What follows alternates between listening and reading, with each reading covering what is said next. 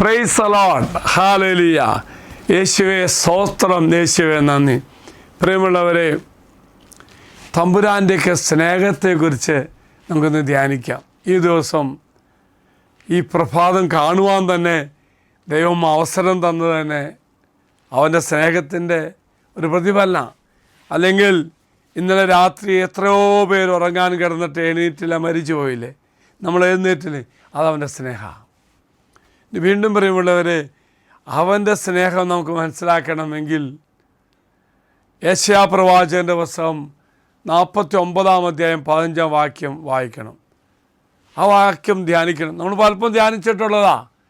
നമ്മുടെ സ്നേഹവും നമുക്ക് ഈ ലോകത്ത് ലഭിക്കുന്ന സ്നേഹവും ദൈവത്തിൽ നിന്ന് കിട്ടുന്ന സ്നേഹവും ഒരു കമ്പയർ ചെയ്യണം. അവിടാണ് ഈ വചനഭാഗം വലിയ അർത്ഥവത്താവുന്നത്. യെശയ്യാ 49:15 മുല കുടിക്കുന്ന കുഞ്ഞിനെ അമ്മയ്ക്ക് മറക്കാനാകുമോ? ഒരിക്കലും മറക്കാൻ പറ്റത്തില്ല. അപ്പം മറന്നാൽ അമ്മ മറക്കത്തില്ല. പുത്രനോട് പെറ്റമ്മ കരുണ കാണിക്കാതിരിക്കുമോ? അവൾ മറന്നാലും ഞാൻ നിന്നെ മറക്കുകയില്ല. പ്രിയമുള്ള സഹോദരി സഹോദരന്മാരെ, ഓർക്കുക, ആ ഒരു സ്നേഹമാണ് ദൈവം നമുക്ക് തരുന്നത്. അമ്മ മറന്നാലും തീർച്ചയായിട്ടും മുല കുടിക്കുന്ന കുഞ്ഞിനെ അമ്മയ്ക്ക് ഒരിക്കലും മറക്കാൻ പറ്റത്തില്ല. ആ കുഞ്ഞിനെ അമ്മ മറക്കില്ല, അത് അസാധ്യമാണ്. എങ്കിൽ പോലും മറന്നാൽ പോലും ഞാൻ നിന്നെ മറക്കില്ല എന്ന് പറയുമ്പോൾ ദൈവം നമ്മോട് കാണിക്കുന്ന എന്തു വലിയ സ്നേഹമല്ലേ. ഓർക്കുക, ദൈവത്തിൻ്റെ അചഞ്ചലവും ആദരവും സ്ഥിരമായ സ്നേഹത്തെക്കുറിച്ച് ഉറപ്പ് നൽകുന്ന ഒരു വാക്യമാണ്. ഒന്നുറച്ചം പറയാം. ഈ സ്നേഹം എന്ന് പറയുന്നത്, അമ്മ മറന്നാലും ഞാൻ നിന്നെ മറക്കില്ല എന്ന് വചനം കേൾക്കുമ്പോൾ നമ്മുടെ മനസ്സിലേക്ക് കടന്നു വരുന്ന ദൈവത്തെ സ്നേഹമുണ്ട്. ആ സ്നേഹം എന്ന് പറയുന്നത് അചഞ്ചലമാണ്, ആർദ്രമാണ്, സ്ഥിരമായ സ്നേഹമാണ്. പ്രിയമുള്ളവരെ, ആ ഒരു സ്നേഹമാണ് ദൈവം എനിക്ക് ഉറപ്പ് നൽകുന്നത്. ഏറ്റവും ആഴമായ മാതൃബന്ധത്തോടുള്ള ദൈവത്തിൻ്റെ പ്രതിബദ്ധതയെ താരതമ്യം ചെയ്യാണത്. തൻ്റെ ജനത്തെ മറന്നുപോയതായി തോന്നുമ്പോഴും അവൻ അവരെ ഓർക്കുന്നുവെന്ന് പറയുകയാണ് ദൈവം നമ്മോട്. ഒന്ന് അചഞ്ചലമായ സ്നേഹമാണ്. തൻ്റെ ജനത്തെ മറക്കാൻ തനിക്ക് എത്രത്തോളം സാധ്യമല്ലെന്ന് കർത്താവ് പറയുകയാണ്. ഒരമ്മ തൻ്റെ കുഞ്ഞിനെ മറക്കുന്നതിൻ്റെ അങ്ങേയറ്റത്തെ ഉദാഹരണം ദൈവം ഇവിടെ ഉപയോഗിക്കുകയാണ്. വീണ്ടും പറയുന്നു, അവൻ്റെ കൈകളിൽ പേരെഴുതി വച്ചിരിക്കുന്നു. ഉള്ളം കൈയിൽ എപ്പോഴും കാണാൻ വേണ്ടിയാ, നോക്കുമ്പോഴൊക്കെ കാണാൻ വേണ്ടിയാ. അത്രമാത്രം ദൈവം നമ്മെ സ്നേഹിക്കുന്നു. അത് ദൈവത്തിൻ്റെ അടുപ്പമുള്ളതും സ്ഥിരമായ ഓർമ്മയുടെ ഒരു മൂർത്തിഭാവമായ ചിത്രമാണ്, അല്ലേ? അർത്ഥമാക്കുന്നത് ദൈവത്തിൻ്റെ അടുപ്പമുള്ളതും സ്ഥിരവുമായ ഓർമ്മയുടെ ഒരു മൂർത്തിഭാവമായ ചിത്രമാണ്. ഞാൻ കൈ നോക്കുമൊക്കെ കാണത്തില്ലേ?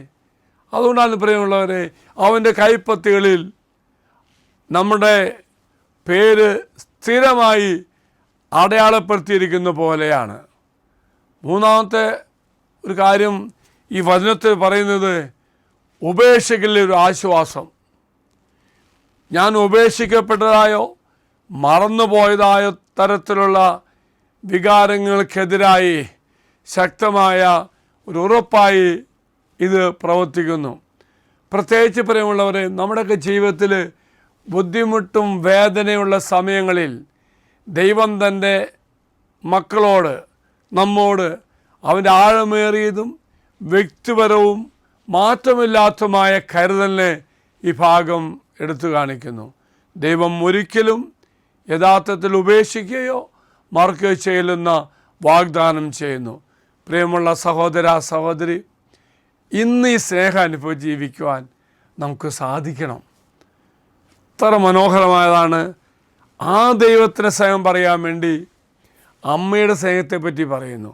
ആ സ്നേഹം ഒരിക്കലും അസ്തമിക്കില്ല, ഒരിക്കലും അമ്മ മറക്കില്ല. അമ്മ മറന്നാൽ പോലും മറക്കാത്ത സ്നേഹം എന്ന് പറയുമ്പോൾ സ്നേഹത്തിന് ആഴം തിരിച്ചറിയണം. വീണ്ടും കർത്താവ് പറയുന്നത് എന്താ?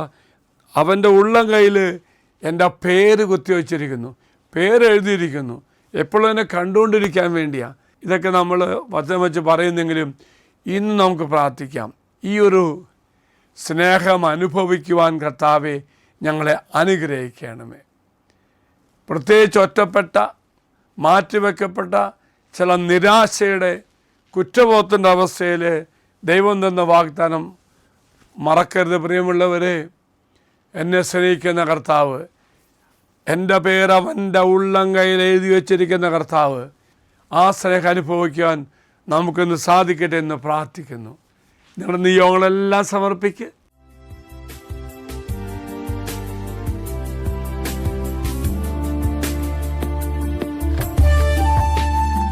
ഇത് നിങ്ങൾ സമർപ്പിച്ച നിങ്ങളുടെ എല്ലാ നിയോഗങ്ങളും അൽത്താരയിലേക്ക് അച്ഛൻ സമർപ്പിക്കുന്നു. കർത്താവ് നിങ്ങൾ അനുഗ്രഹിക്കട്ടെ. ദൈവമേ, ഈ മക്കൾക്ക് വേണ്ടി പ്രാർത്ഥിക്കുന്നു.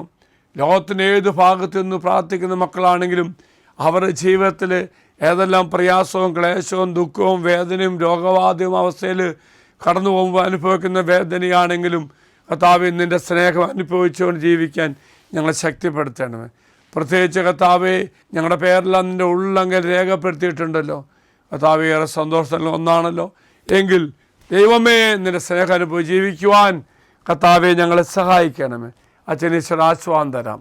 നമ്മുടെ കർത്താവായ ശമിശാകൃപയും പിതാവായ ദൈവത്തിൻ്റെ സ്നേഹവും പരിശുദ്ധാത്മാവിൻ്റെ സഹവാസവും കൂടെ ഉണ്ടായിരിക്കട്ടെ, ഇപ്പോഴും എപ്പോഴും എന്നേക്കും. ആമേൻ. ഒരു നല്ല ദിവസം ആശംസിക്കുന്നു. എല്ലാവരും കർത്താവ് അനുഗ്രഹിക്കട്ടെ.